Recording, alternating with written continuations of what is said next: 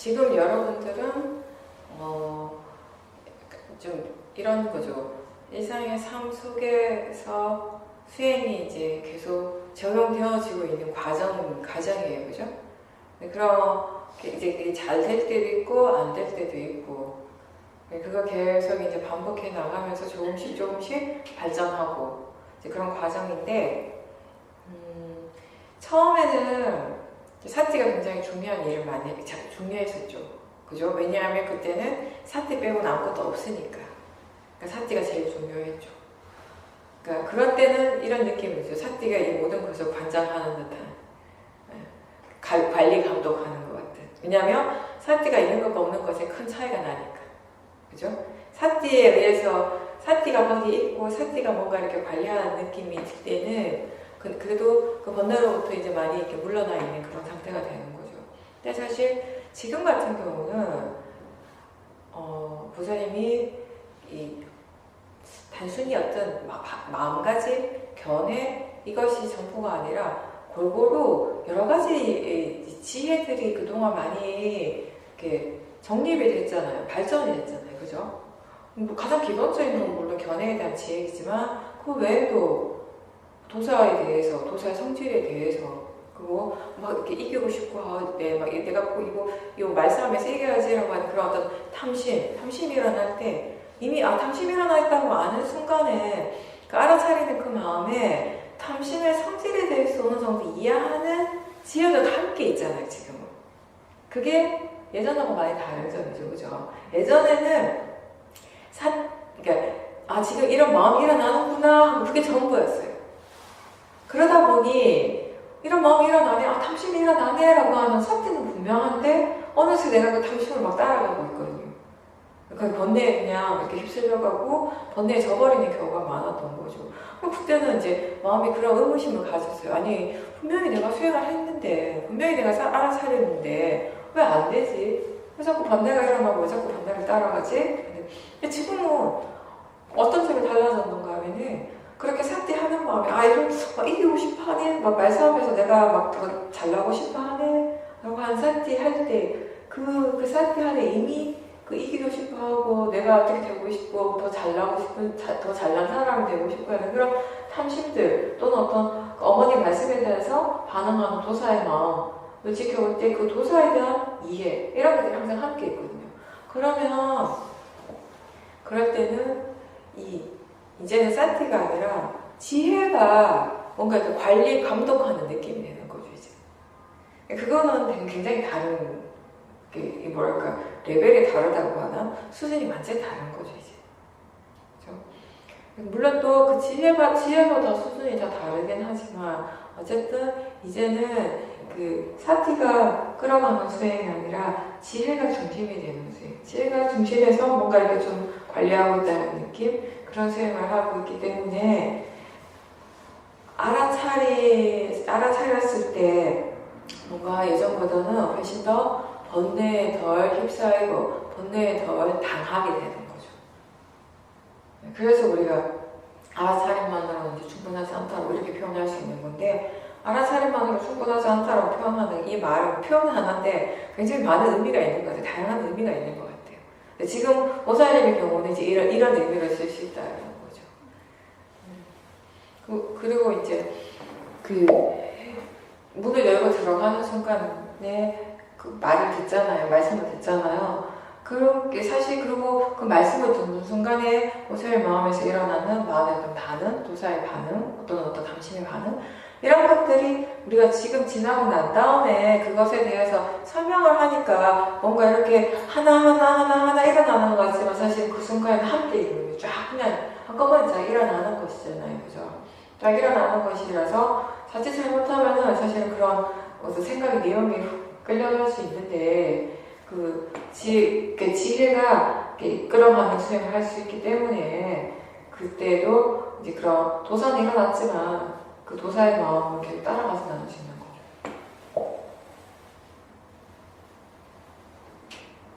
거죠. 처음에는 제가 왜 수행에 대해서 얘기할 때 어떤 마음의 방향성을 스스로 좀 이렇게 제시해 주라는 얘기를 많이 하잖아요. 처음에는 그런 게 필요하죠. 내가 어느 정도 자꾸 이렇게 제시해 주는 것이. 그렇지 않으면 마음은 항상 번뇌를 일으키고 또 그 일어난 번뇌를 쉽게 따라가는 데 익숙하기 때문에. 근데 이제 예전에는 이제 그런 우리가 살면서 비슷비슷한 일들을 비슷한 진행 과정들을 수없이 많이 겪었기 때문에 이제 아는 거예요. 이런 상황에서는 이런 번뇌들이 일어나기 마련이고, 이런 번뇌가 일어났을 때, 난 어떤 식으로 행동하고, 어떤 식으로 말을 하고, 어떤 식으로 반응하고, 이런 것들을 우리가 수없이 많이 반복을 해왔기 때문에 알죠. 아니까, 그런 비슷한 상황이 닥치기 전에 미리 스스로에게 일깨워주라는 거, 그런 얘기를 많이 해줬어요. 그러면서 제가 마음에 어떤 방향성을 좀 제시해주라고. 그때는 그렇게 해주는 것 자체는 지혜예요. 그렇게 생각해 줄 수 있는 건 지혜, 바른 정보를 사용할 수 있고 바르게 생각할 수 있는 지혜를 사용하라는 것인데, 이제는 거기 수혜가 이미 있는 거죠. 그래서 이전에는 내가 어떤 방향을 제시해 줬다면 지금은 그렇게 방향을 제시해 주는 것이 내가 아니라는 것입니다. 그것도 이제 차이가 있는 거죠. 그거 말싸움에서 이긴다고 해서 그거 뭐 그렇게 대단한 거라고. 근데 번뇌는 굉장히 사소한 거에 목숨 걸어요. 굉장히 뭐 큰 싸움 났을 때 엄청 대단한 건가 싶어서 보면 별거 아니잖아요. 처음 시작은. 작은 것에서도 시작을 해야 되는. 그래서 저는 예전에 사도 그 표현이 너무 공감이 됐어요. 그 큰 산불이 날 때 그 불이 항상 시작은 아주 작은 것에서, 작은 불씨에서부터 시작한다는 거. 그죠? 담배꽁초 하나, 그냥 성냥불 하나, 그냥 불씨 조금 남은 곳에서부터 시작이 돼가지고 큰 산을 다 태워버리잖아요. 번뇌의 마음 그런 아픔이 있는 거죠.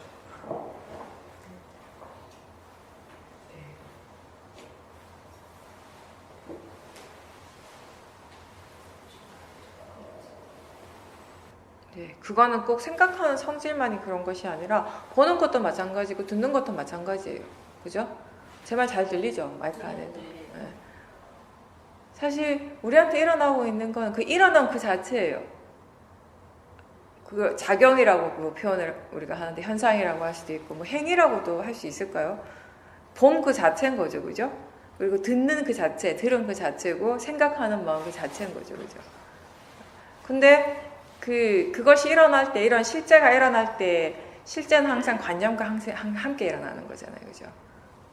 관념이라고 한 건 뭐냐면, 생각하는 마음에서 이렇게 만들어내는 그 생각의 내용들이 관념이 되는 것이고, 그렇지만 그 내용이 아무리 다양해도 생각하는 마음의 작용으로서는 다 같다라는 것이고, 그거 이제 보살이 그림 그리는 걸 표현을 한 거죠. 그려지는 그림 이미지는 다 다르겠지만 그림을 그린다라고 하는 그 자체로, 그 작용 자체로서는 하나라는 거. 그럼 보는 것도 마찬가지고 느낌도 마찬가지고 듣는 것도 다 같은 이치로서 일어나는 것이에요. 그죠? 느끼는 성질. 그러니까 우리가 결국 무엇을 이해하는가라고 봤을 때 그 느끼는 성질을 이해하는 것이에요. 우리가 이해하는 게 따뜻한 것을 이해하고 차가운 것을 이해하려고 우리가 수용하지 않잖아요. 차가운 성질, 따뜻한 성질이 아니라 그렇게 느껴지는 그냥 성질. 그죠? 그게 빠라마타인 거죠. 아프지 않는 것도 느낌이잖아요. 그죠? 어떤 특정한 느낌에 대해서 우리가 아픔이라고 표현하고 통증이라고 표현하는 것이지. 일어나는 실제는 그렇게 느껴지는 성질이 일어나는 것이거든요. 우리가 이해하는 것을, 수행을 통해서 이해하는 것은 그렇게 느껴지는 성질, 느끼는 성질인 거죠. 근데 생각은 참 재밌는 게 뭐냐면, 생각 속에서 우리가 6가지 감각들을 다 체험할 수 있어요. 생각 속에서 우리는 볼 수 있죠. 생각 속에서 우리 들을 수 있죠. 생각 속에서 느끼죠. 생각 속에서 심지어 맛을 봐요. 그죠? 생각 속에서 어떨 때 냄새도 알죠. 그죠? 다만 그때 우리가 알아야 될 건 뭐냐면 무엇이 실제고 무엇이 관념인 거예요. 그때 그 느낌과 실제로 우리가 느껴지는 성질이 일어나는 그 느낌하고 다르잖아요. 무슨 말인지 이해가 되시죠? 생각 속에서도 느껴요, 우리가. 생각 속에서 느끼고 생각 속에서도 보죠. 생각 속에서도 들어요. 지금 우리한테 듣는 일이 일어나죠. 그거 지금 다 아시잖아요. 듣고 있다라는 거 분명히 알 수 있죠. 그죠? 들음이라고 하는 것이 일어나고 있어요. 생각 속에서 듣는 것 우리가 들어요. 그렇지만 그렇게 듣는 것하고 지금 들음이라고 하는 것은 성질이 같습니까? 다릅니까? 다른 거죠. 그때 듣는 것은 우리 마음이 만들어내는 관념인 거죠. 느낌, 그 생각 속에서 느끼기도 하지만 그 느낌은 실제 느낌이 아니라 관념인 거죠. 그렇게 알 때 사티가 이어질 수 있는 거예요. 이제 이해하시죠? 왜냐하면 무엇이 알아지든지 간에 그게 그냥 단지 알아지는 것으로 알기 때문에 어떤 것에 대해서 마음이 반응을 하지 않잖아요. 사티가 이어질 수 있고 그렇게 해서 사마디가 생기는 거죠. 근데 이제 우리가 지금 그런 이해가 있으니까 그게 받아들여지지만 처음에는 그게 다 일어나는 대상들이 다 다르게 느껴져요. 어떤 것들은 더 중요하고 어떤 것들은 덜 중요하게 느껴지는데 그게 이제 여러 가지 이유가 있겠지만 가장 크게 영향을 미치는 것 중에 하나가 뭐냐면 우리가 처음에 수행을 배울 때 들은 정보 그런 것들이 굉장히 많이 영향을 미쳐요. 그래서 오랫동안 수행을 하고 이렇게 쇼밍 수행하면서 대상이라고 하는 건 지금 알아지는 것일 뿐이고 알아진다는 점에서 보면 다 대상의 가치는 같다. 수행에 있어서 어떤 것이 더 좋고 어떤 것이 더 나쁜 대상이 따로 있지는 않다. 이게 가장 기본이잖아요. 그죠? 우리가 수행하는 데 있어서 바른 견해라고 하는 거 우리가 여러 가지로 설명할 수 있겠지만 가장 기본적인 것 중에 하나는 이거예요. 어떤 대상 그 자체로 본다면 그러니까 대상의 성질을 대상의 어떤 파라마타의 관점에서 본다면 수행에서 어떤 것이 더 좋고 어떤 것이 더 나쁜 대상은 따로 없어요. 근데 그렇게 들었지만 우리 마음은 여전히 판단을 해요. 이건 좋은 대상, 이건 나쁜 대상. 이건 일어나면 안 되고 이건 일어나면 좋은 거고. 그게 이제 수행의 관점에서 본다면 그렇게 마음이 자꾸 이렇게 일어나는 것에 대해서 가치를 부여하는 것이 다르게 가치를 부여하는 가장 근본적인 이유 중에 하나는 제가 생각하기에는 우리가 처음에 수행할 때 들은 수행의 어떤 정보들 가장 대표적인 게 이제 호흡에 대한 거. 그죠? 호흡을 봐야지 깨달음을 이룰 수 있다고 믿는 사람 굉장히 많거든요. 근데 그러면 대념체 경만 읽어봐도 거기에 집착 안 할 수 있거든요. 그죠? 우리가 지금 하고 있는 이 위파사나 수행의 가장 근간이 되는 경전이 뭐예요? 그 디가니카에 나오는 대념체 경이라는 경전이잖아요. 그죠? 경전의 내용이 뭐죠? 부처님께서 신수, 신법 이 네 가지를 대상으로 해서 계속 알아차림하면 결국에는 열반에 이룰 수 있다. 그 내용이에요. 거기 어떤 곳에도 부처님께서 호흡에만 집중해라. 호흡만 봐야지 열반에 이르는 이 말씀 안 나오거든요. 그죠? 근데 의외로 수행을 하면서 만나는 수행자들 중에서는 그런 사람들이 꽤 있어요. 얼마 전에 제가 그런 사람을 봤는데 결국엔 호흡을 봐야지 깨달음에 이른다. 이런 믿음을 가지고 있는 거예요. 그리고 또 호흡은 수행에 좋은 대상, 집착하는 대상이 대표적인 예라면 사람들이 수행할 때 굉장히 안 좋은 대상이라고 생각하는 대표적인 게 또 생각이잖아요. 그 소리가 되는 것이고. 그런 것들이 저도 처음에 그런 정보를 가지고 그런 말을 많이 듣고 수행을 했으니까 소리 듣는 것에 대해서 예민해질 수밖에 없는 거예요. 생각에 대해서 예민해질 수밖에 없는 거예요. 근데 아무리 내가 예민하게 본다고 한들 소리를 전혀 안 들을 수 없잖아요. 소리가 전혀 없는 곳에서 수행하는 건 불가능한 것이에요. 생각이라는 것을 안 일으킬 수가 없잖아요.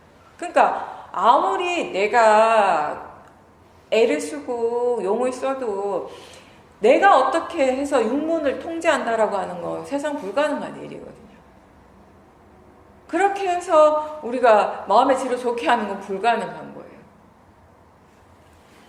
근데 이제 사람들은 그렇게 하려고 애를 쓰죠. 그러니까 그게 안 되니까 또 짜증이 나는 거죠. 그게 안 돼서 본인의 수행이 잘 안 된다고, 수행에 진척이 없다라고 그렇게 생각을 하는 거예요. 그 모든 것들이 다 외부적인 문제 때문이라고 생각을 하는 거죠. 결국 자기 자신의 마음에서 다 일어나는 것인데 수행이 잘 되는 것도 안 되는 것도 다 내 마음에서 일어나는 것이잖아요. 모든 조건들이. 그죠? 소리라고 하는 거 여러분들이 만약에 진짜 처음에 수행을 안 하고 뭔가 이렇게 집중하는 그런 것이 강한 수행을 처음부터 배우고 그 수행을 계속하고 있다면은 소리에 대해서 굉장히 민감하게 반응하실 거예요. 예전에 아는 어떤 거사님이 얘기하시는데 그런 이제 되게 조용하게 오랫동안 자선하고 좀 집중하는 곳에 가서 수행을 했는데 거사님이 다리가 무릎이 불편하신 거예요. 무릎이 불편하니까 걸을 때 한 번씩 따닥따닥 소리가 나는 거예요. 무릎에서. 그 소리 난다고 쫓겨났대요. 법당에서 경행하는데 소리 난다고. 그 자선하신 분들 방해된다고 나가라 그랬다고. 근데 진짜 이제 우리는 이게 그런 이해가 있으니까 진짜 소리의 문제라면은 정말 그게 소리 때문에 그렇다면은 우리가 어떻게 수행을 하더라도 그거를 극복할 수 없는 것이 되어버리는 것이에요. 근데 우리는 어떻게 하면 우리 그 소리라고 하는 것을 극복할 수 있는지 이미 충분히 알고 있잖아요. 그게 뭐냐면 그냥 그게 단지 그냥 알아서는 대상이라고 아는 순간 극복이 되는 것이에요. 근데 사람들은 소리를 안 듣는 것으로 그걸 극복하려 하니까 극복이 안 되는 거지. 그건 불가능한 거지. 이 세상에 소리가 전혀 안 들리는 것에 가고 내가 하루 종일 뭐 일주일 한 달 어떻게 있겠어요? 그런 것이 없어요. 하다못해 내 숨소리라도 들리지. 그죠? 그러니까 그런 것은 불가능하거든요. 근데 그렇게 외부적인 것을 단절함으로 해서 본인 수행이 잘 되기를 바란다면 그건 불가능한 일인 것이거든요. 우리한테 가능한 건 뭐냐면 그게 그냥 소리 들리는 그 자체가 그냥 대상이라는 것을 받아들이고 그 이해하려고 노력하는 거. 그게 훨씬 쉽다라는 것이에요. 사실은. 생각도 마찬가지고. 생각을 어떻게 안 할 수가 있겠어요? 할 수밖에 없는 것이에요, 사실. 할 수밖에 없는 것을 안 하려고 하니까, 없애려고 하니까 그게 문제가 되는 것이에요. 생각하는 게 문제가 아니라. 그죠? 그 차이인 거죠. 생각하는 게 문제라고 사람들은 그렇게 믿지만 진짜 문제는 생각하는 것이 아니라 생각할 수밖에 없는데, 생각해야 되는데, 생각할 수밖에 없는데 그걸 생각을 안 하려고 하니까 문제가 되는 것이죠. 그러니까 진짜 무엇이 문제인지를 모르니까 문제가 아닌 것은 문제라고 하니까 수행을 오랫동안 하는데 지혜가 안 일어나는 거예요. 정말 수행을 오래 하고 정말 열심히 하는데 실제 삶 속에서 본인이 뭔가 이렇게 수행을 통해서 바르게 변화하고 있다라는 그런 느낌 못 받는 사람들 의외로 많거든요. 지혜가 안 일어나면 절대 달라질 수가 없는 거죠. 당연하죠. 알아지는 성질로서 안다라고 하는 건 대상의 빠라마타를 아는 것이잖아요. 대상의 빠라마타를 분명하게 이해할 때 어떻게 대상에 빠지겠어요? 대상에 빠진다라고 하는 건 대상의 실제를 알지 못하고 대상의 관념적인 것에 빠지는 것을 얘기를 하는 것이거든요. 그러니까 대상 속에 빠지진 않죠. 근데 다만 지금 이제 이 이해가 이렇게 다 이제 그 수준이 다른 거죠. 그러니까 정말 거기에 대해서 이게 진짜 그냥 알아질 성질일 뿐이구나라고 마음이 정말 이해하는 것보다는 그런 부분도 어느 정도 있지만 여전히 내 쪽에서 그렇게 이제 생각해줘서 사회로서 이해하고 있는 그런 부분이 어느 정도 섞여 있기 때문에 완전하게 이제 완전하게 분리라고 할까? 완전히 물러서서 보는 것이 좀 아직 안 되는 거죠. 지금 또 아는 쪽에서 보는 거 아니에요? 그렇게 본다라는 그 자체는. 네.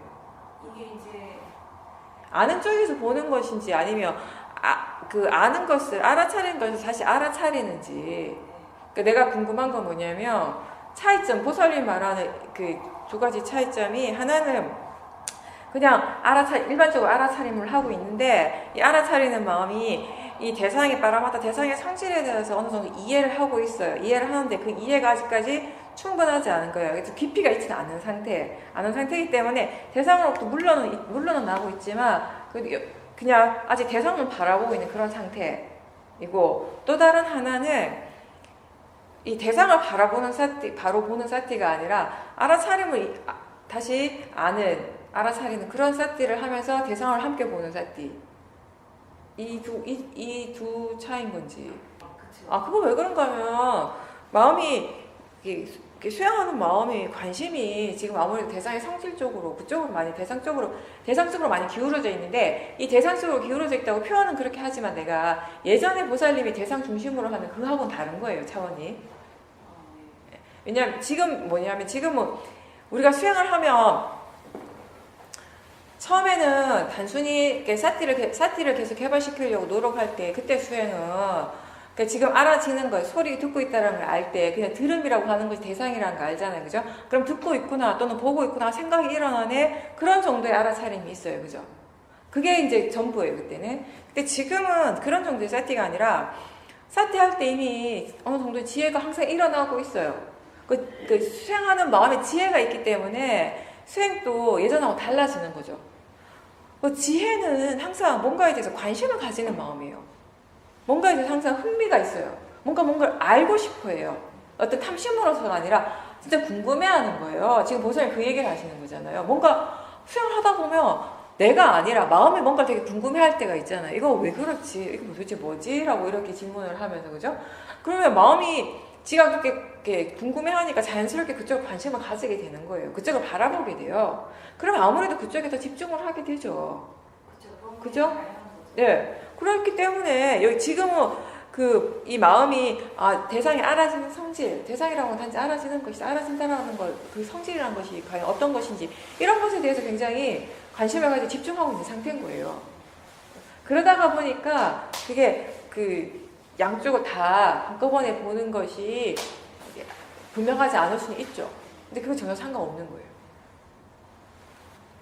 근데 이제 대상이 알아지는 성질에 대해서 막 이렇게 포커스를 맞추고 좀 집중하는 그런 마음이 없을 때, 그냥 이렇게 볼 때 뭔가 특별히 더 봐야겠다, 여기 뭔가 특별히 이게 더 궁금하다 이런 마음 없이 이렇게 보면 알아지는 것하고 그 마음, 대상하고 그 대상을 알아차리는 마음이 함께 보이는 거죠, 자연스럽게. 예.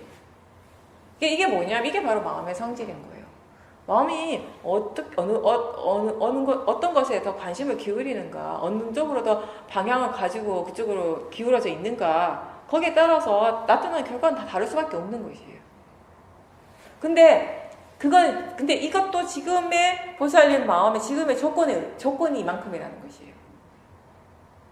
정말 이제 대상에 대한 이해가 좀 더 많아졌을 때, 전체적인 수행에 대한 전체적인 파라마타에 대한 법에 대한 전반적인 이해가 더 깊어졌을 때에는 이쪽에 관심을 기울여도 전체적으로 또 아는 마음도 알아요. 이해가 되세요?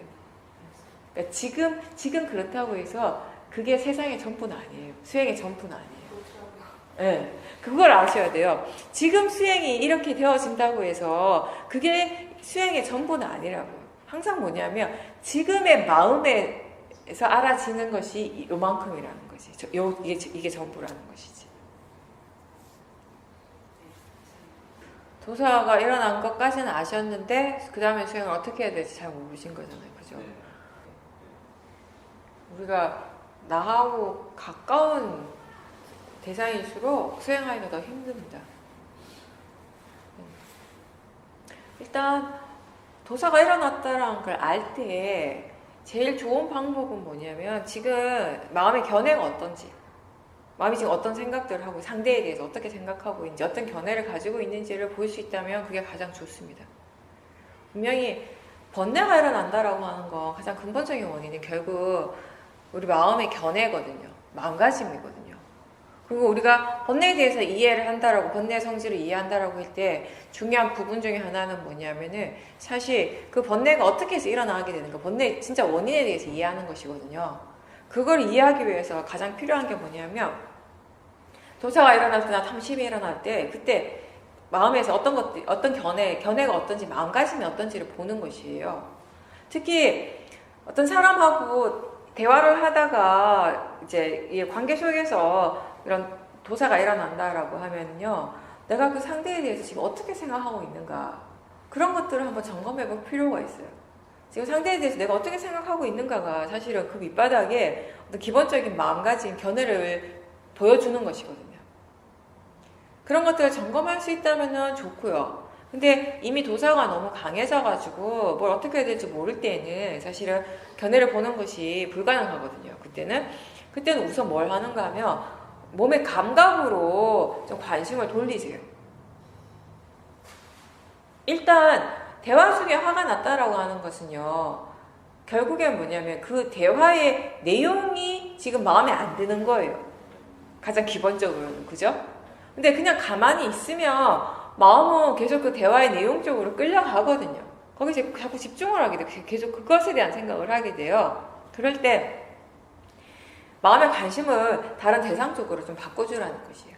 이거는 번뇌가 너무 강하게 일어나서 지금 내가 이 번뇌에 대해서 어떻게 해야 될지 모르겠다, 이것도 안 되고 저것도 안 된다라고 그런 상황이 될 때 할 수 있는 가장 효과적인 방법이 뭐냐면 마음의 관심을 의도적으로 다른 쪽으로 보내게 하는 건데, 그때 제일 그래도 우리가 집중을 하기 좋은 대상이 뭐냐면 몸에서 일어나는 현상이에요. 몸의 감각. 일단 화가 나면, 도사가 일어나면은 몸에서 뭔가 분명한 것들이 일어나고 있잖아요. 그죠? 그런 쪽으로 관심을 다 바꿔줘야 돼요. 그렇지 않으면 자꾸 이 마음의 이 관심 자체가 부모님이 하시는 말씀의 내용이 자꾸 끌려가는 것이거든요. 그렇게 보면서 다음에 비슷한 상황이 되면은 도사가 일어난다라고 할 때, 이게 도사가 약하게 일어나고 있을 때는 먼저 한번 견해를 점검해 보세요. 지금 마음의 견해가 어떤가? 지금 내가 상대방에 대해서 어떤 생각을 하고 있는가? 어떤 마음가짐을 가지고 있는가? 그런 것들을 한번 먼저 점검을 해보고, 그걸 본으로 해서 마음의 질이 달라진다면 다행이고, 그래도 계속 화가 난다면은 뭔가 좀 이렇게 이쪽으로 몸의 어떤 감각 쪽으로, 꼭 몸의 감각이 아니라도 뭐 다른 것도 상관없어요. 호흡을 수자리 하려면서 본다던가 그런 것도 상관없어요. 본인이 뭔가 조금 더 집중할 수 있는 그런 대상 쪽으로 관심을 기울이시면 돼요. 그러면서 계속 그것만 하는 것이 아니라, 그렇게 해서 좀 화가 조금 약해지면은 다시 화를 보려고 노력은 하셔야 돼요. 보면 이때 어떻게 해야 되냐면, 그냥 화만 막 보려고 막 애를 쓰는 것이 아니라, 진짜 중요한 거는 견해이기 때문에 화가 이렇게 보여지면 계속 어떤 걸 스스로 이렇게 일깨워주는가 하면, 이게 그냥 마음이라는 거. 화라고 하는 그냥 마음이고, 그냥 대상이고, 이게 자연적 이치로서 일어나고 있을 뿐이라는 거. 나하고 상관없이 지가 이렇게 일어나고 있다라는 거. 그런 것들을 생각해 주면서 일깨워 주시는 거예요. 그렇게 한번 해보십시오. 네. 가족은 참 재밌다고 해야 되나? 가족은 우리가 이론적으로 알기는 사랑의 대상인데 수행의 인터뷰를 하면 항상 번뇌의 대상이 항상 가족이 그죠? 그 사랑이 그 진정한 사랑이 아니라 집착이라서 그런 거예요. 집착. 그리고 너무 내 것이라고 하는 그런 것과 밀접해 돼 있으니까. 이게 막상 왜 우리가 그런 거 있잖아요. 나라고 믿는 그 마음을 바로 보기가 어려울 때는 있는데, 우리 가족은 내 가족이라고 보는 거 어렵지 않잖아요. 이 가족을 볼 때 절대 이게 나하고 분리 안 시키잖아요, 우리가. 특히 자식들을 보거나 부모님을 보거나 하면. 그죠? 어떤 대상이든지 그 대상에 대해서 우리 마음가짐, 그 대상을 향해서 우리에게 일어나는 그런 생각, 근본적인 어떤 생각, 이런 것들이 나하고 밀접하게 관계되어 있다면 수행하기 굉장히 힘든 대상이에요. 그렇다면 다시 얘기하면 사실 우리가 훨씬 더 수행하는 데 있어서 경계를 해야 되는 대상인 거죠. 조심해야 되는 대상인데 실제 우리는 그렇게 안 하잖아요. 여러분들 한번 생각해 보세요. 여러분들하고 별로 친하지 않고 별로 가깝지 않고 이런 사람들하고 함께 있어. 내가 편하지 않은 장소에 있고 편하지 않은 사람과 있고 이럴 때 조심하잖아요. 그냥 조심하죠. 그냥 정말 마음이 자동적으로 조심이 딱 되잖아요. 오토매틱. 그러면서 수행도 잘 되죠. 그죠? 근데 집에서는 그렇지 않다라는 것이에요. 근데 사실은 지금까지 우리가 체험한 것을 바탕으로 본다면 반대가 돼야 되는 거죠. 사실 잘 모르는 사람, 나하고 친하지 않는 사람, 어려운 거 이런 데 내가 특별히 더 막 하지 않아도 마음이 지가 훈련이 돼 있어요. 어떤 자세를 갖춰야 한다라는 거. 그래야지 내가 실수를 하지 않는다라는 걸 아는 거죠. 근데 가족들하고는 엄청나게 수많은 실수를 하고 수십 년간 하고 살아놓고는 마음이 아직까지 경계를 안 해요. 괜찮다라고 생각하는, 그게 정말 어리석은 거죠. 괜찮지 않거든요. 그렇게 화가 계속 나는데 어떻게 괜찮을 수가 있어요? 그죠? 다른 어떠한 대상보다 화가 제일 많이 나고 가장 크게 나는데 살면서 자식한테만큼 다른 사람한테 그렇게 내본 적 없죠. 그러면 그건 정말 심각한 거예요. 괜찮은 게 아니에요, 절대로. 근데 우리 마음은 괜찮다라고 생각하는 거예요. 내 가족이니까, 내 식구니까, 내 자식이니까. 그게 어리석음이라는 거예요. 그러면 모르는 사람한테 나는 화는 나한테 되게 해로운다고, 자식이나 가까운 사람한테 내는 화는 나한테 별로 해롭지 않은가? 아니잖아요. 그 해로움은 똑같아요. 근데 더 강하게, 더 크게 내는 화의 해로움이 나한테 더 강하게 미치겠죠. 그러면 이쪽에 가족에게 일어나는 화가 더 큰데요. 일어날 확률이 더 많은데요. 탐심도 마찬가지죠. 잘 모르는 사람한테 대해서 내가 뭐 그렇게 탐심을 많이 일으키고 뭘 그렇게 많이 바라고 원하겠어요. 그죠? 해주면 고맙지. 안 하면 말고. 자식은 안 그렇잖아요. 가족들한테는 안 그렇잖아요. 해주면 고맙고 아니면 말고 아니잖아, 절대로. 무조건 해야 되는 거예요. 그죠? 해야지 본전인 거지, 이때는 또. 마음가짐이 전혀 다르잖아요. 기본적인 그 각각의 상대에 대한 우리한테서 이 근본적인 마음가짐, 그 어떤 기본적인 태도가, 마음의 태도가 다르죠. 그럼 우리가 진짜 알아야 되고, 우리가 진짜 이해해야 되고, 봐야 되고, 이 기본적인 마음의 태도인 거죠.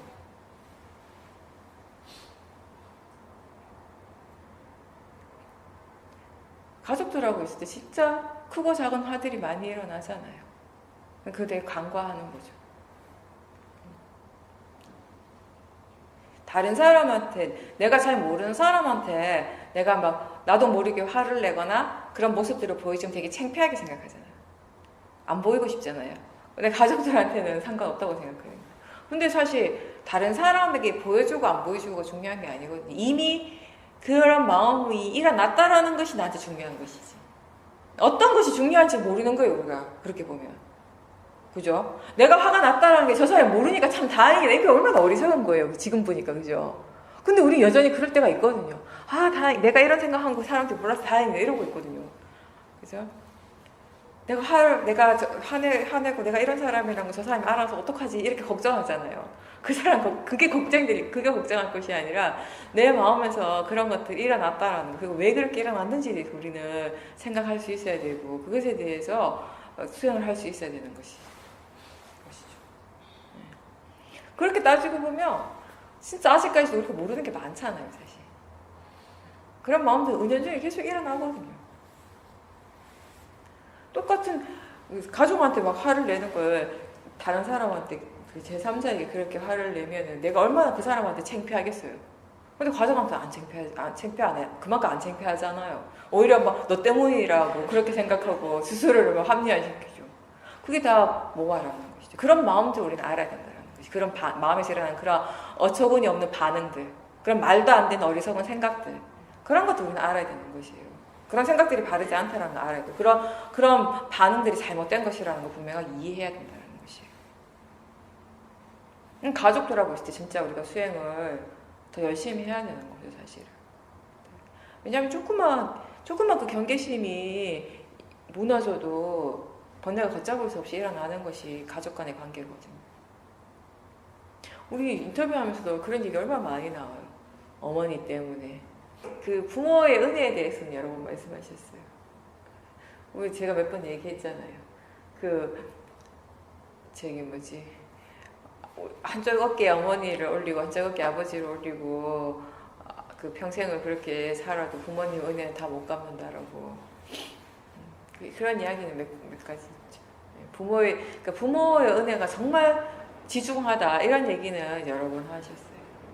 인연이라고 하는 거는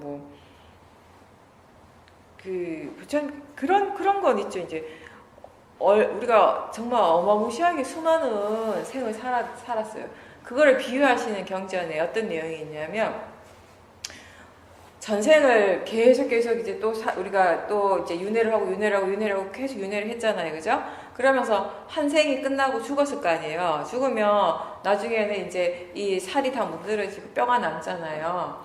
부처님 그 말씀하셔요. 그렇게 한번 죽어서 그런 뼈 무더기가 이렇게 나왔을 때 그 뼈들을 모아보면은 나중에는 이 세상에서 제일 높은 산보다 더 높을 거라고. 그게 수많은 생을 윤회를 했다라는 거. 그렇게 수많은 생을 윤회하면서 얼마나 수많은 인연들을 지었겠어요. 우리가.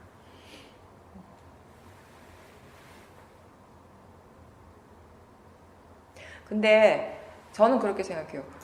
사람들은 전생에 왼수가 이렇게 만나가지고 이 부부가 되고 저저 이런 얘기 하잖아요. 자식이 아니라 전생이 왼수지 이런 얘기하고. 근데 전생은 우리가 모르니까 말고 이번 생만 봐도요. 사실 이 답이 좀 전에 얘기한 것이 다 있어요. 무슨 말인가 하면 왜 우리가 이런 관계인가를 본다면은 우리 수행하면서 한 가지 분명하게 안 것 중에 하나가 뭐냐면 우리의 마음의 방향성은 선법이 아니라 불선법적으로 흘러가고 있다. 이미 그쪽으로 많이 기울어졌다. 내가 진짜 수행이라는 걸 하지 않았다면은 얼마나 끔찍하게 살고 있을까는 대충 아시잖아요. 그죠? 처음에 수영할 때 저도 처음에 알아차림하면서 너무 황당했어요. 내가 이런 사람이라니 뭐 이런 것 때문에 내가 정말 이 정도밖에 안 되다니 이런 거 있잖아요. 뭘 보는데 지켜보는데 매일 일어나는 게 다 나쁜 것밖에 안 일어나는 거예요. 아니 내가 그래도 좀 그 탐심은 있는 것 같아. 그래도 진심은 별로 없는 줄 알았거든요. 근데 와 진심이 엄청 강한 거죠. 내가 예전에 몰라서 진심이 별로 없나 보다 한 거지. 알아차리고 보니까 어마무시한 거예요. 그러니까 그때는 또 그게 이제 견해가지 바르지 않으니까 내가 이런 사람이라니 막 이런 생각들을 많이 하게 된 거죠. 내가 이것밖에 안 되다니. 그렇게 해서 막 실망을 하기도 하고. 근데 이제 결국 대부분의 사람들의 마음의 방향성은 선법이 아니라 불선법의 흐름적으로 이미 그렇게 이 물줄기 자체 큰 흐름이 그쪽으로 흘러가고 있는데 아까도 제가 본문에도 얘기했지만 수행한다라고 하는 이 흐름 어떻게 보면 바꾸는 일이잖아요. 선법을 계속 개발시키고 선법이 더 많이 일어나고 지혜를 계속 개발시키는 거. 그러니까 얼마나 그게 노력을 많이 해야 되는 일이겠어요. 얼마나 부지런하게 해야 되는 것이겠어요. 끝없이 해야 되는 거예요. 이미 이쪽으로 길이 너무 많이 나 있어가지고 물길이 이쪽으로 이렇게 나와 있으면 어쩔 수 없어요. 비만 오면 글로 흘러가게 돼 있어요. 그래서 저기 단마숲에 우리 거기 비포장 도로 있잖아요. 비포장 도로니까 비가 오면은 이렇게 막 이렇게 쓸고 빗물이 이렇게 강하게 쓸고 내려가는 그런 길이 생겨버리잖아요. 골이 생겼잖아요. 그죠? 그래가지고 우리가 이렇게 처음에 와가지고 도경 스님이 그렇게 계속 쓸어 내려가면 길이 계속 파이면은 차 운전하는데도 위험하고 안 좋으니까 중간중간에 이렇게 다시 옆으로 이렇게 길을 냈어요. 길을 팠어요.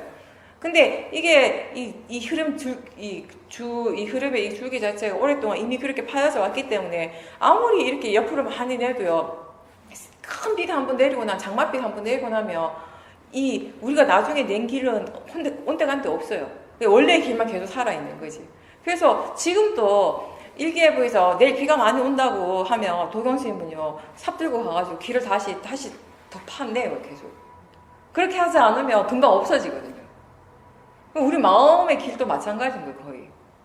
그러니까 뭔가 계속 선법을 일으키고 지혜를 일으키는 일은 계속 이렇게 비가 올 때마다 막 이렇게 삽으로 푸는 것처럼 계속 해야 되는 일이에요. 근데 이 번뇌의 이 흐름의 이 방향성은 그냥 비가 오면 자연스럽게 그냥 물이 그렇게 흘러내려가는 것처럼 이미 그렇게 자연스러운 거죠. 그런 방향성이 우리들이 그냥 일반적인 마음의 방향성입니다. 대부분 사람들이 마음의 방향성. 그러니까 그런 마음의 방향성을 가진 사람들이 모여가지고 같이 살아요. 그죠? 그냥 살면서 계속 그런 서로가 서로에게 번뇌를 일으키면서 살아왔을 거 아니에요. 그러니까 전생의 원수가 아니라 하더라도 그죠? 지금 우리 마음의 방향성을 본다면 20년, 30년 같이 살아오고 부모님하고는 40년, 50년 살아왔을 때 이런 결과가 오는 게 좀 저는 이제 이해가 되던데요. 그런 모습들이. 전생을 보지 않아도. 이게 쉽지 않은 거예요. 진짜 이 지혜의 힘이 어느 정도 이렇게 좀 이렇게 생겨났을 때 가족들하고 수행이 되는 것 같아요.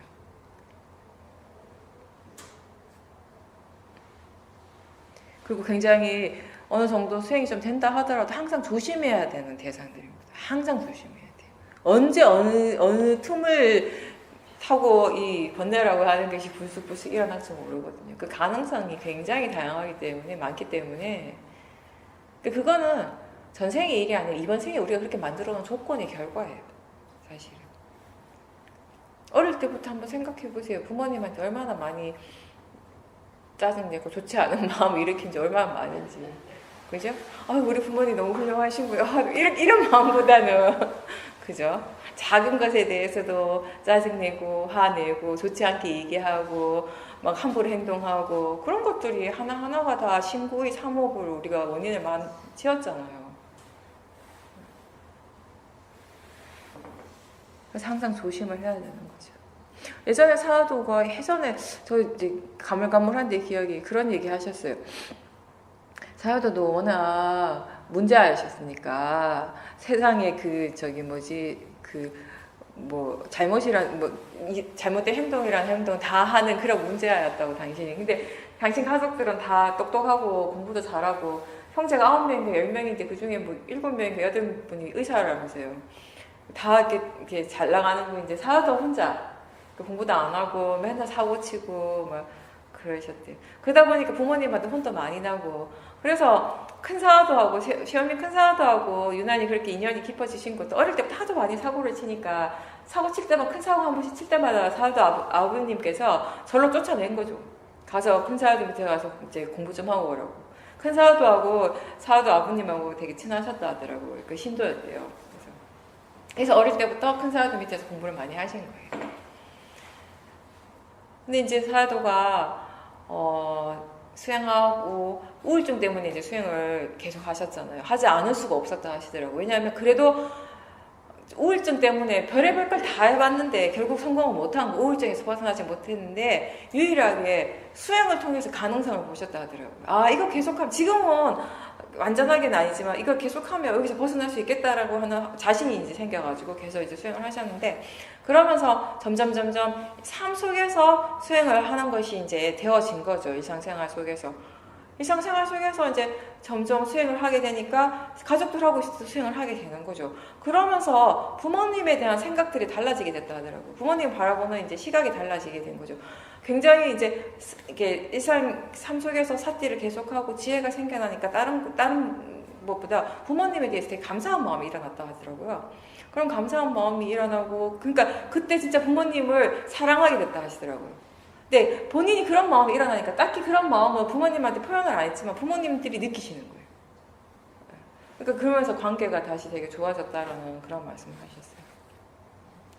수행이 딴 게 아니라 부처님의 그 말씀을 이해하기 위해서 우리가 실천하는 것이 수행이니까요. 대승 경전도 종류마다 다른데 특히 이제 반야공사상 쪽의 경전, 초기 대승 경전은 거의 비슷하죠. 근데 다만 표현 방법이 다른 거죠. 그리고 또 그런 것도 있어요. 대승에서 말하는 의미가 뭔지 모르지만 우리는 내가 아는 대로 생각하거든요. 또 무슨 말인지 이해가 되세요? 네, 그런 부분들도 있겠죠. 우리가 이제 보살님이 수행을 통해서 여기서 이제 빠냐띠 그리고 파라마타, 관념이나 실제 이런 것들의 성질에 대한 거, 마음이란 거 어떤 것이 그런 것들 이해가 생겼잖아요, 그죠? 그러면 본문을 들을 때든 책을 보실 때든 그 이해를 바탕으로 보게 되고 듣게 되는 것이에요. 그래서 똑같은 본문을 듣지만 그 본문을 해석하는 거 다 각자의 몫인 거예요. 그죠? 마치 우리가 똑같은 것을 보지만 사실은 똑같은 것을 보지 않는 거하고 같은 이치인 거죠. 똑같은 걸 본다고 생각하고 똑같은 소리를 듣는다고 우리는 생각하지만 사실은 다 달라요. 그죠? 아까 제가 그랬죠. 우리가 지금 마음을 보고 있어요. 그죠? 근데 그걸 좀 더 현실적으로 얘기를 한다면 우린 뭐냐면 마음에 의해서 펼쳐지고 있는 매 순간순간 펼쳐지고 있는 그 세상을 보지 않나요? 그죠? 우리는 세상을 마음을 보지는 못하잖아요. 그 마음에 의해서 펼쳐지는 보이는 세상을 알고 들리는 세상을 아는 것이지 생각하는 그 그 세상을 아는 것이지 마음 자체를 보지는 않잖아요. 무슨 말인지 이해가 되시죠? 그리고 그렇게 펼쳐지는 세상들은 누구에게도 같지 않은 거예요. 다 다른 세상인 것이에요. 마음의 조건이 다 다르기 때문에. 그게 가장 훌륭한 기도인데요. 기도라는 것이 뭘까요? 불교에서는요, 적어도 부처님이 우리에게 가르쳐 주신 걸 말씀을 드린다면, 내가 어떻게 되게 해주세요. 우리 자식이 어떻게 되게 해주십시오. 이렇게 되어지기를, 이러한 기도를 따로 하지는 않아요. 그죠? 그럼 기도하는 그 마음도 항상 법을 향하는 마음이어야 되는 것이에요. 근데 대부분 사람들이 기도하는 그 마음은 법을 향하지 않고 탐심을 향하잖아요. 네, 그건 바르지 않는 거니까. 그 부처님 경전 이런 내용이 있습니다. 부처님께서 아난다 존자에게 이런 말씀하셨어요. 사람들이 이제 그때도 부처님께 여러 가지 공양을 많이 하잖아요. 그래서 사람들은 또 그 공양물의 의미를 이렇게 다 부여를 하는 거예요. 다음 생에 아름답게 태어나기 위해서 아름다운 꽃을 공양하고, 부자가 되기 위해서 뭐 쌀이나 동을 공양하고 이렇게 하는데, 부처님께서 하시는 말씀이 열애에게 올리는 가장 훌륭 수승한 공양은 꽃이나 뭐 이런 돈이나 그런 것들이 아니라 과일도 아니고 열애 붓다의 말대로, 열애의 말씀대로 그 수행 실천하는 거, 그게 붓다에게 올리는 가장 수승한 공양이다라고 이렇게 말씀하시는 내용이 있습니다. 그러니까 기도를 그 기도에 대해서 바르게 우리가 이해를 할 필요가 있는 거죠. 그죠? 기도라고 하면 꼭 불자가 아니라도 다른 종교인들도 다 마찬가지예요. 기도의 의미가 사람들은 그거잖아요. 본인이 원하는 것을 이루기 위해서 하는 행위? 이런 게 돼버렸잖아요. 근데 다른 데는 모르겠지만 적어도 불교에서는 그런 의미가 돼서는 안 된다는 것이에요. 좀 전에 얘기한 것처럼 모든 마음이 법을 향하는 것이 바른 마음이지, 불교에서는. 그 기도하는 마음이 그렇게 탐심을 향하고 있다면 절대 그게 바른 마음이 아니라는 것을 아셔야 돼요. 수행에조차도 탐심으로 수행을 한다면 절대 바르게 수행을 할 수가 없어요. 그리고 우리가 어떻게 살아야 하는가는 이미 부처님께서 팔정도에서 다 말씀하셨어요. 팔정도의 기본, 가장 첫 번째가 바른 견해예요. 모든 거, 우리 삶 속에서 수행이든 이렇게 살아가는 일반적인 어떤 삶이든 가장 중요한 기반이 되는 것은 바로 바른 견해에서부터 시작을 하는 것이에요.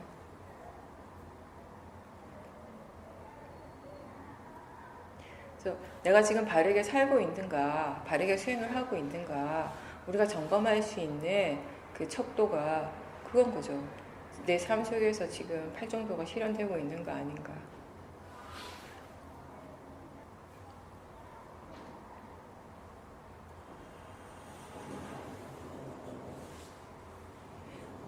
물론 우리가 이제 그런 마음을 일으킬 수 있겠죠. 뭔가 이렇게 계속 수행을 계속 할 수 있게 그런 의도, 그죠? 그래서 계속 지혜를 개발시켜 나가고 이제 그런 것도 또 근데 탐심이 아니라 수행 우리가 지금까지 해오면서 마음이 이해를 하는 것이 이게 정말 바른 길이고 이게 정말 나한테 이익이 되는 것을 알기 때문에 계속 해 나가고자 하는 그런 어떤 다짐 같은 그런 마음이라고 할 수 있겠죠. 어떻게 보면 기도라고 하는 것이. 그렇게 함으로 해서 지금의 이 좋은 마음들을 조금씩 더 강화시키는 방향으로 갈 수 있도록 어떤 그런 이 끌어주는 그런 힘이 되도록 그런 마음을 계속해서 일으키라는 그런 의도를 계속해서 일으키라는 그런 의미로는 우리가 생각해 볼 수 있습니다. 기도라고 하는 것은. 그렇지만 그 부처님 경전에서도 제가 자주 말씀드린 거 있잖아요. 이제 그 바라문의 그 제자들이 그 제사를 계속 지내니까 뭐 어떻게 저기 사람들이 막 이렇게 많은 것들 공약물을 막 갖다 바치면서 제물 같은 거 막 갖다 바치면서 어떻게 해주세요 맨날 제사를 지내는 거예요.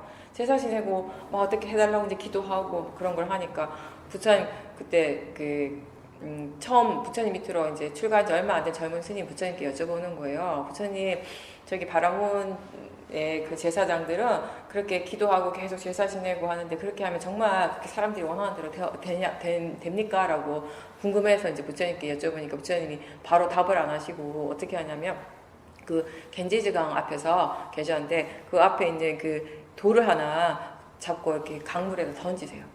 그러면서 내가 지금 그 돌을 던졌는데 그 돌이 어떻게 됐냐라고 하니까 이제 젊은 스님이 돌이 지금 땅에 물 밑에 가라앉았습니다.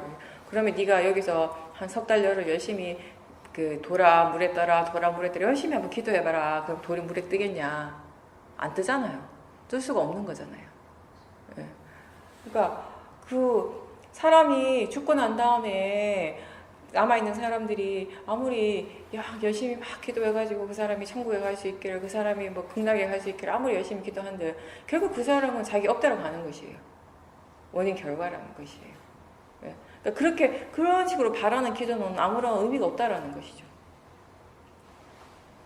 그래서 사역은 그런 말씀 하시잖아요. 그런 기도가 아니라 무엇이 일어나더라도 그것을 있는 그대로 받아들일 수 있는 힘을 가질 수 있도록 그렇게 되어지기를 기도하라고. 근데 그게 뭐인가 하면 그런 지혜를 우리가 스스로 키워가라는 말씀이신 거죠.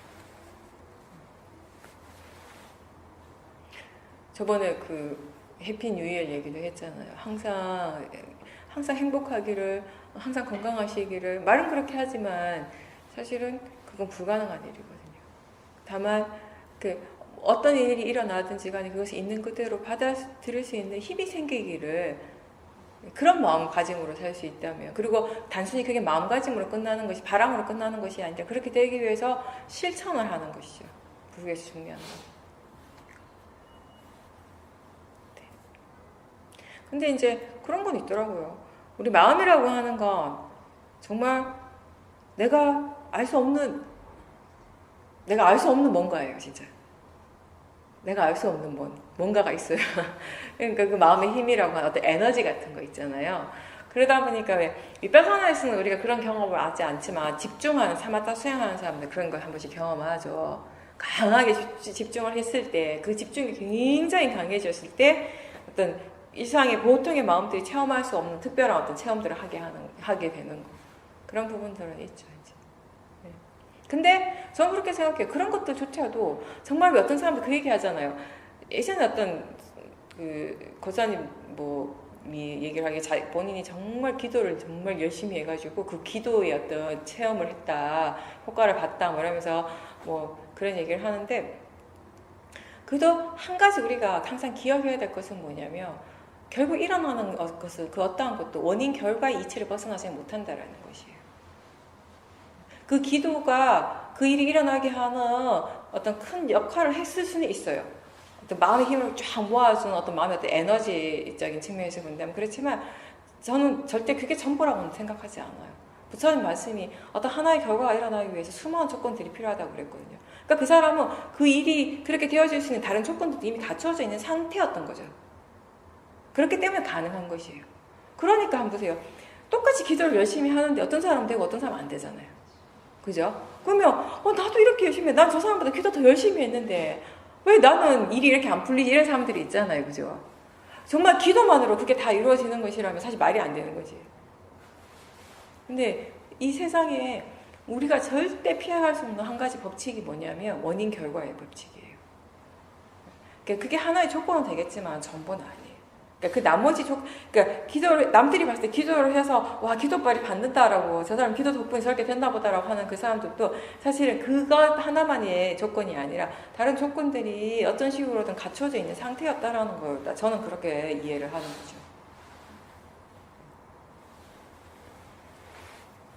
네. 보살님 스스로의 탐심을 다른 사람을 통해서 만족시키려고 하는, 그 사람이 그거에 대해서 부담을 갖는 거죠. 부모님들이 공통적으로 하는 실수 중에 하나가 그게 있는 것 같아요. 본인의 로망을 자식한테 실현시키려고 하는, 내가 하지 못해, 내가 원하는 것들을 자식이 그렇게 했으면 좋겠다라고. 근데 그런 생각에서 멈추는 것이 아니라 이렇게 많은 부모님들이 그걸 자식한테 실질적으로 어떤 푸시를 하죠. 그러면서 부모 자식 간에 좀 어떤 스트레스가 생기는 것 같아요. 그래서 제일 중요한 게 특히 부모 자식 간의 관계에서는 그런 것 같아요. 부모 입장에서 본다면 자식을 대할 때 내가 이 아이한테 도대체 어떤 생각을 하고 있는지 그런 것들을 스스로 충분히 지켜보는 게 굉장히 중요한 것 같아요. 그냥 난 얘 엄마니까가 아니라 부모니까 그게 아니라 그게 절대 전부가 아니거든요. 마음에서 수많은 것들이 일어나고 있습니다. 특히 그 자식에 대해서 내가 바라는 거 그런 것들이 이제 은연중에 다 있거든요. 그러니까 그런 마음들을 자식하고 대화를 할 때, 자식에 대해 생각을 할 때, 함께 뭘 할 때, 내가 이 애에 대해서, 상대방에 대해서 마음이 어떻게 일어나고 있는지, 어떻게 생각하고 있는지, 이런 것들을 자꾸 보셔야 돼요. 충분히 보셔야 돼요. 그렇지 않으면, 그냥 그 자식을 향한 그런 탐심을 쉽게 이렇게 제어하기가 어렵고, 그런 마음들을 대상으로 바라보기가 쉽지 않거든요.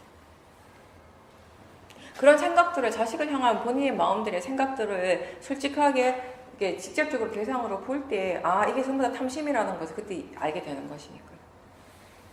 그렇지 않으면 대부분 사람들이, 부모님들 입장에서는 그게 그냥 자식을 위하는 생각, 자식을 위하는 것, 이렇게 그냥 다 포장이 되어버리니까요. 물론 객관적으로 봤을 때 자식을 위하는 것일 수도 있어요. 근데 그게 드러나는 것은 그렇게 보일 수 있지만, 우리가 중요하게 생각한 건, 제가 이렇게 솔직하게 보라고 한 건 뭐냐면, 그 밑에 깔려있는 본인 각자의 마음, 어떤 마음인가. 근데 그 마음이 탐심인 경우가 굉장히 많다라는 것이에요.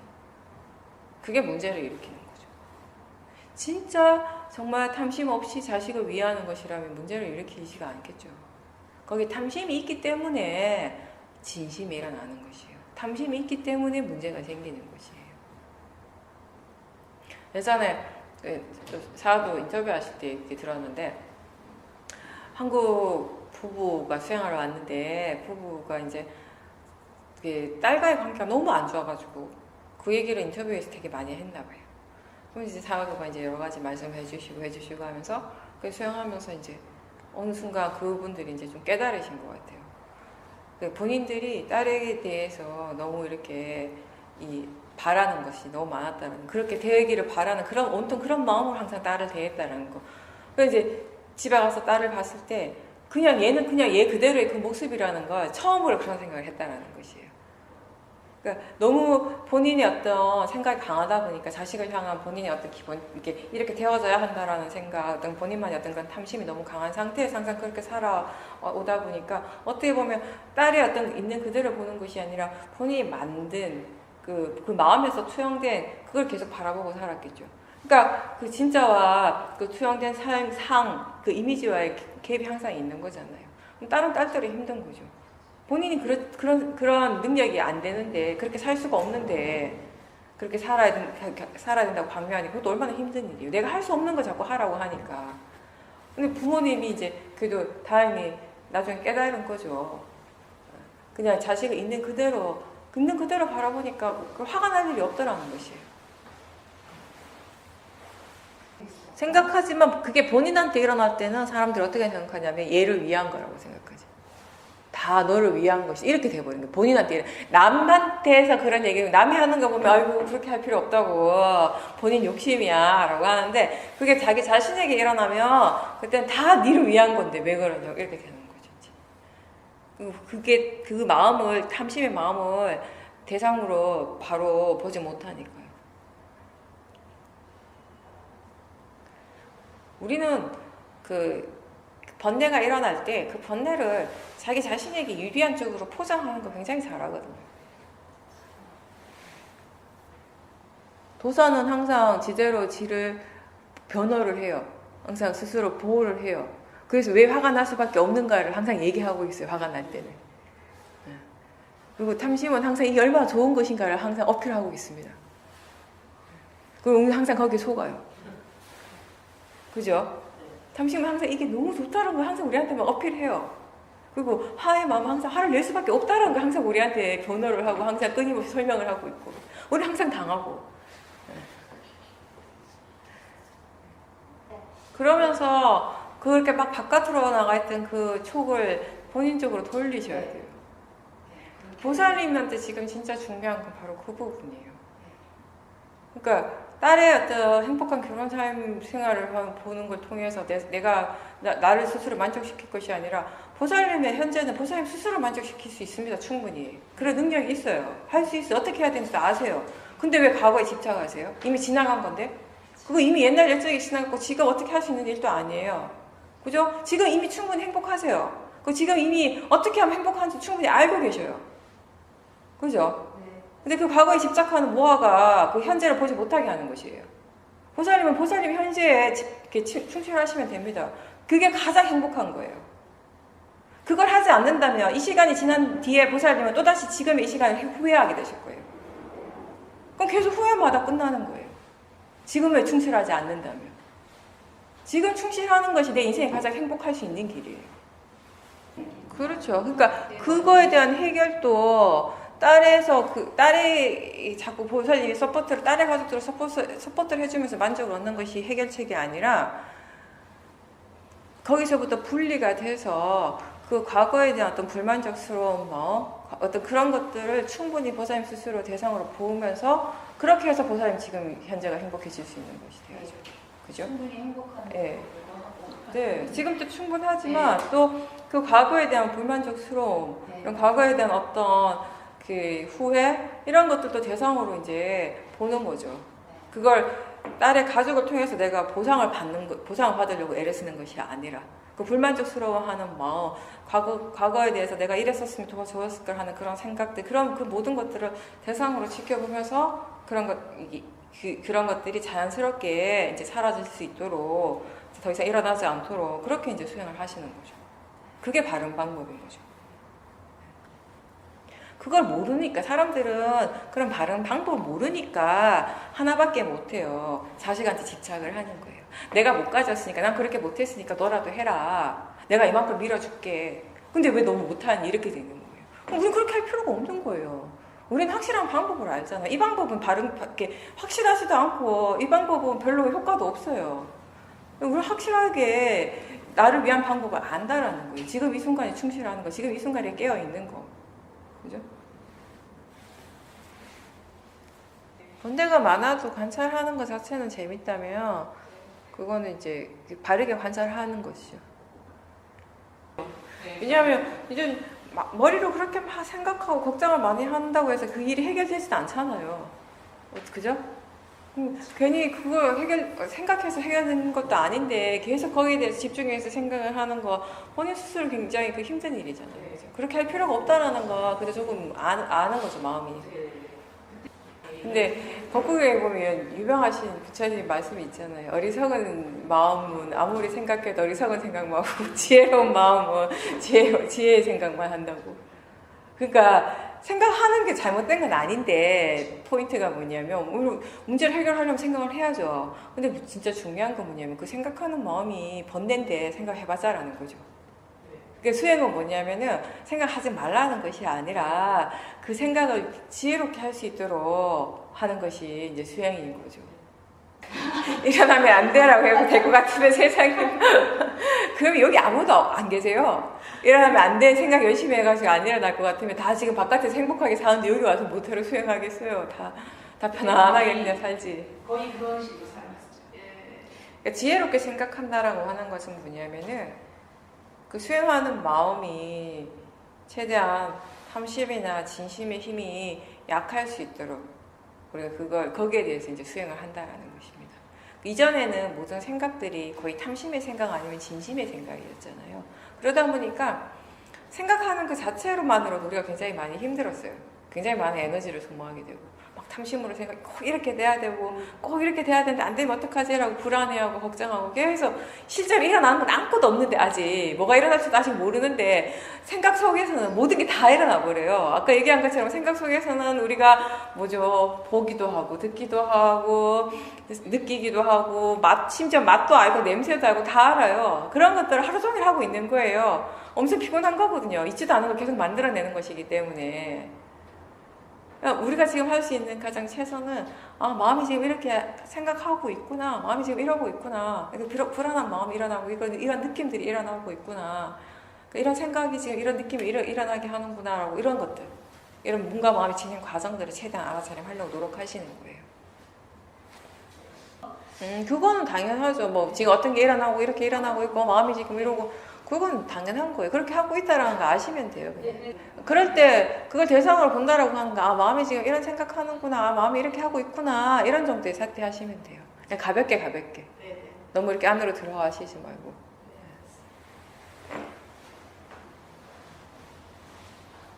그런 생각은 괜찮아요. 왜냐하면 그런 생각은 결국은 지금 수행을 어떻게 하고 있는가를 다시 바라보는 거니까. 지금 마음이 지금 이렇게 일을 하는구나 라고 알고 있다라는 거 그건 좋은 거죠. 그게 알아차리는 거죠. 그게 왜 싫어하냐면요. 은연중에 그런 게 있는 거죠. 수행할 때는 마음이 조용해야 돼. 왜 이렇게 시끄러우면 말을 많이 하면 안 돼. 근데 말을 너무 많이 하고. 말을 많이 해요. 수행할 때도. 그죠? 조용 안 해요. 마음이. 계속 막 말을 해요. 진짜 지혜 힘이 좋을 때만 조용해요. 그렇지 않으면 수행할 때도. 그 상태를 받아가. 그렇게 그런 바라는 마음, 지금 막 말 많이 하는 거 싫어하는 그런 마음들을 충분히 대상으로 보셔야 됩니다.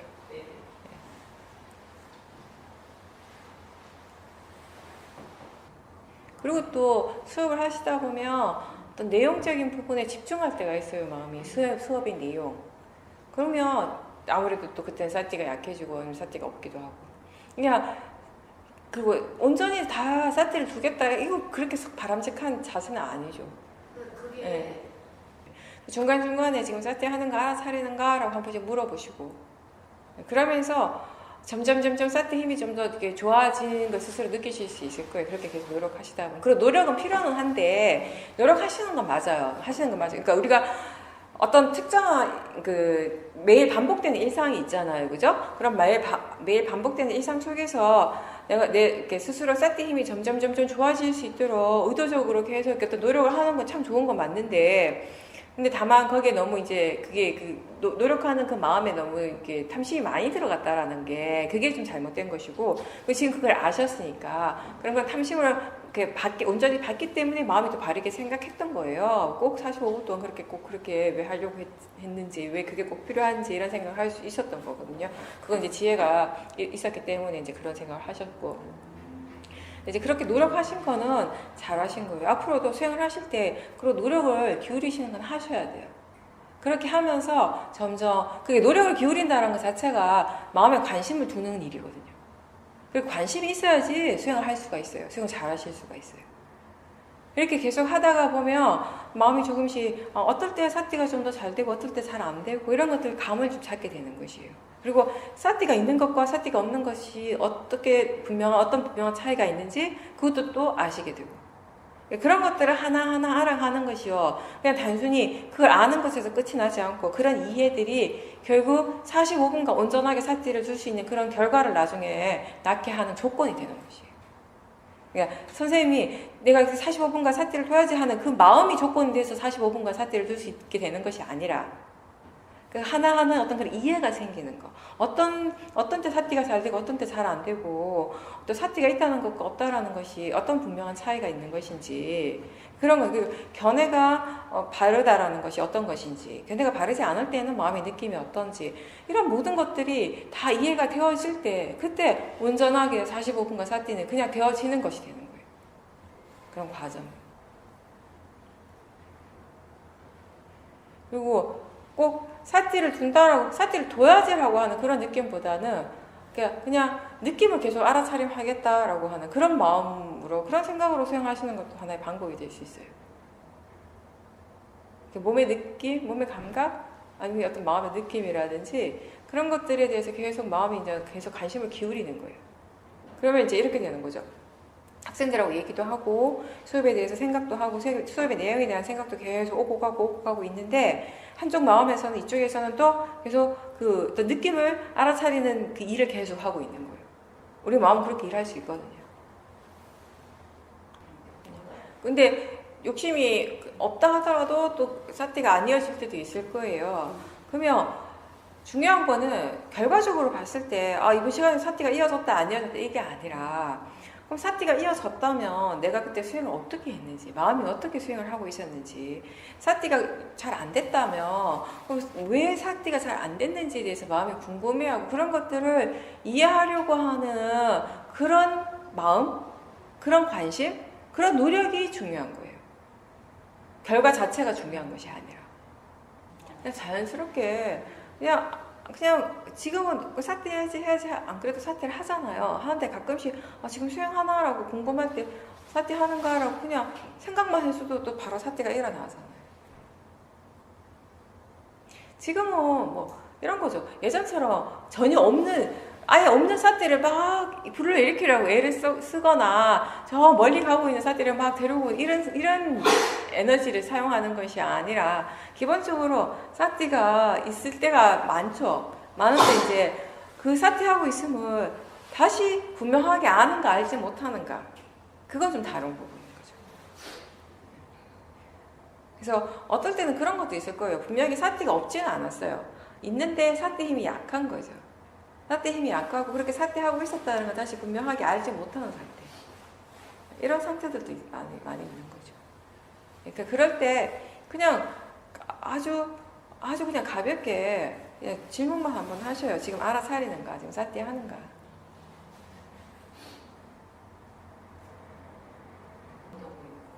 그렇죠. 그리고 그때 대상은 말하고 싶어하는 마음, 그리고 불만족스러워 싫어하는 그런 도사의 마음, 그걸 충분히 대상으로 보시려고 노력하셔야 되는 거예요.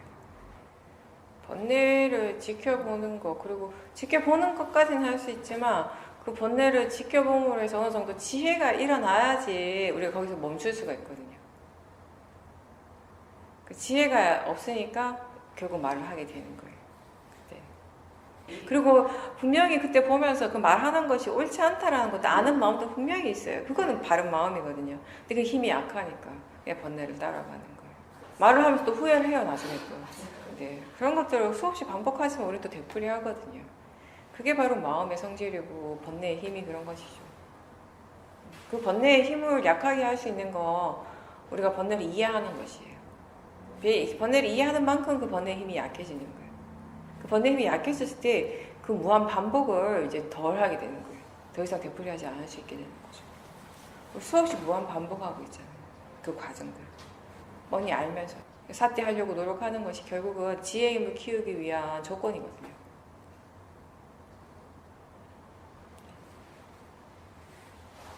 그 화가 그 사실 상대방 때문이 아니라 내 마음에 이미 이게 업이 돼버린 그 어떤 그런 고정관념이 돼버린 그 마음에 어떤 도사가 있는 것이죠. 그게 그냥 발현될 뿐인 거지. 그러니까 이 상태는 그냥 그게 발현될 수 있도록 그냥 매개체가 되는 것일 뿐인 거예요. 진짜 원인은 내 마음에서 일어나는 것이.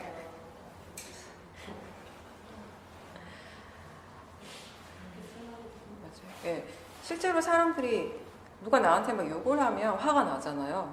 그러면 99%의 사람들은 저 사람이 나한테 욕을 해서 화가 났다고 생각을 하는 거예요. 그 욕 때문에 저 사람의 그 말 때문에 화가 나는 것이다라고 그렇게 믿는다라는 것이에요. 그래서 그렇게 믿기 때문에 그 다음에 또 뭐가 일어나냐면 그 사람을 보면 화가 나요. 이제 그 사람이 그 말 안 해도 이제 화가 나요. 그렇게 믿었기 때문에. 근데 사실 우리가 바르게 수행을 하면서 바르게 보면 진짜 화가 나는 진짜 이유는 그 사람이 그 말 때문이 아니라 내 마음에 어떤 견해 때문이거든요. 견해가 바를 때는 마음가짐이 정말 바를 때 지혜 힘이 좋을 때는 상대가 나한테 욕을 해도 그 상대한테 화를 안 내게 돼요. 내가 안 내는 것이 아니라 그냥 화가 안 난다고요. 그렇죠. 왜냐하면 그게 그렇게 화가 난 일이 아니라는 걸 마음에 충분히 이해하고 있기 때문에 하라고 하는 것이 나한테 정말 이렇게 이익이 없다라는 것을 이해하기 때문에 화가 나지 않는 거죠. 그런 이해가 있기 때문에 결국 우리가 자꾸 어떤 상황에서든지 이 바깥에서 일어나는 것에 관심을 두는 것이 아니라 점점 더 내 안에서 무엇이 일어나고 있는가에 더 관심을 두게 되는 것이에요. 그렇게 관심을 두면 둘수록 화가 날 일은 더 줄어들게 되는 거예요. 탐심이 일어날 일은 더 이제 줄어들게 되는 것이에요. 그 상대 때문에 화가 났다라고 생각을 하면 화가 나는 것이 그냥 마음의 견해를 분명하게 바르지 않는 견해가 일어나고 있다는 걸 분명하게 아는 순간에 화가 더 이상 안 난다라는 것이에요.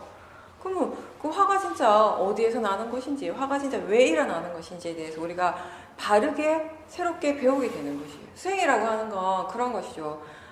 내가 이미 안다고 했던 거, 이해한다고 생각했던 모든 것들에 대해서 다시 새롭게 배워가는 과정인 것이에요. 사실은.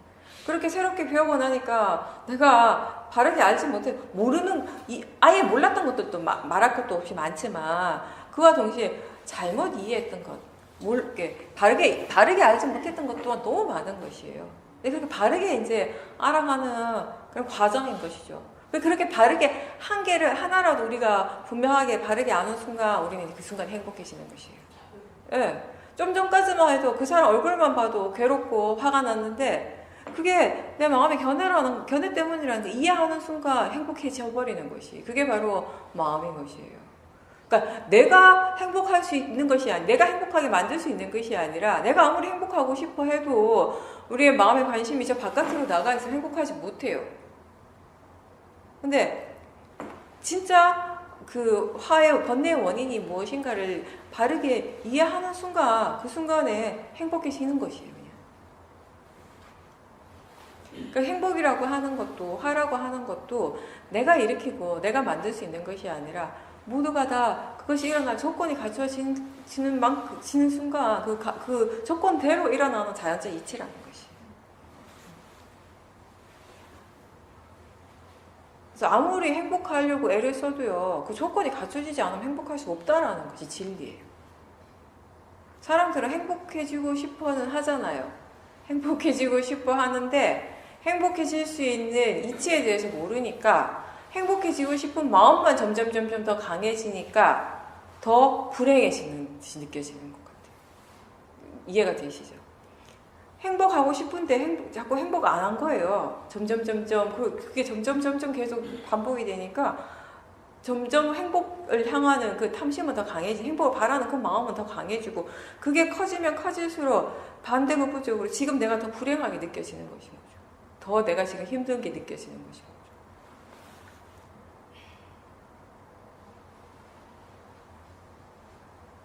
지금 육문에서 무엇이 일어나고 있는가를 분명하게 알기만 해도 거기 이미 행복이 있습니다.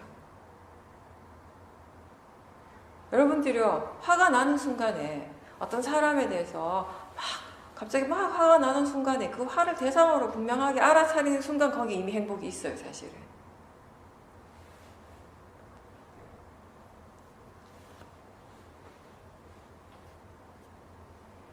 화를 분명하게 알아차리는 순간 우리의 마음이 굉장한 딱 가라앉는 어떤 그런 안도감을 느끼게 돼요. 뭔가 이렇게 편안해지는 것을 느끼게 되죠. 분명하게 알아차리는 그 순간. 그러니까 화를 분명하게 알아차리기만 해도 어느 정도 마음이 그렇게 편안해지거든요. 거기에 그 화에 대한 그 화의 성질을 이해하는 마음이 있다면 그건 비교할 수 없죠. 그때 일어나는 그런 마음의 안정감이나 그런 편안함, 그런 행복감이라고 하는 것은 사실.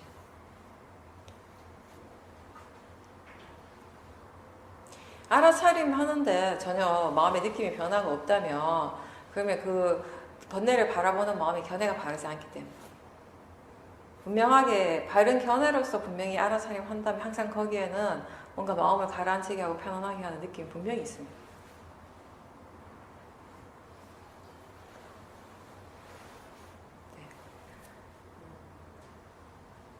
참 우리 마음은 별걸 다 바라는구나.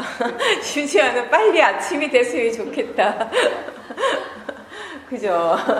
가만히 보면요, 그 마음의 그냥 모든 거 진짜 마음의 측면에서 마음으로서 대상으로서 바라보면 정말 재밌는 거 많아요. 별 말도 안 되는 거 다 바래요, 마음은. 근데 네. 생각일 뿐이기도 하지만 또 어떤 경우는 그게 어떤 마음의 좋은 쪽의 방향성을 네. 이렇게 그런 쪽으로 이끌어가게 해주는 어떤 힘이 되는 거죠. 보살님이 수행을 하면서 네. 수행을 계속 하려고 노력하면서 그런 생각을 해주는 건 바른 방향으로 끌어서는 힘이 될 수 있어요. 근데 수행을 하지 않고 생각만 하면 그냥 생각일 뿐이에요. 네. 그 차이는 있어요. 그죠? 똑같이 생각이지만 이렇게 해야겠다라고 생각을 할 때 수행을 하지 않고 그냥 생각만 하면 진짜 생각으로 끝나는 거죠. 근데 그런 체험 많이 했잖아요. 수행을 하면서 그런 생각을 함께 하면 그 생각이 수행을 바른 쪽으로 이끌어주는 방향성을 제시해주는 좋은 생각이 되는 것이잖아요. 그죠? 매 순간 의미가 있어야 된다라기보다는 사티하는 매 순간 의미가 있는 거죠. 가치가 있는 거죠. 그렇게 생각하시면 되죠. 그죠? 사티하는 매 순간순간은 의미가 있고 자기 자신에게 의미가 있고 가치 있는 순간들이라는 거예요. 근데 그 의미와 그 가치는 보살님 스스로 이해를 하셔야 되는 거죠. 어떤 의미가 어떤 가치인지. 네, 그거죠. 네. 네, 마치겠습니다.